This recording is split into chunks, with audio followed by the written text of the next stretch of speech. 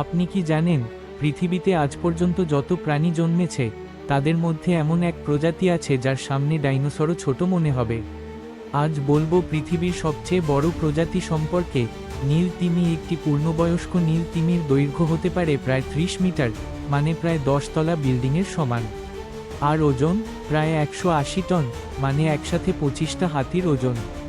এত বিশাল শরীর হলেও জানেন কি, নীল তিমি কিন্তু হিংস্র নয়। ওরা খায় খুব ছোট ছোট প্রাণী, যাদের বলা হয় ক্রিল, ছোট চিংড়ির মতো দেখতে। সবচেয়ে অবাক করার বিষয় হলো, নীল তিমির হৃৎপিণ্ড এত বড় যে একজন মানুষ চাইলে তার ধমনীর ভেতর দিয়ে হেঁটে যেতে পারবে। আর তাদের হৃদস্পন্দনের শব্দ পানির নিচে 3 কিলোমিটার দূর থেকে শোনা যায়। কিন্তু দুঃখের কথা হলো, মানুষের শিকার, জাহাজের শব্দ আর সমুদ্র দূষণের কারণে আজ এই বিশাল প্রাণী বিপন্ন প্রজাতি।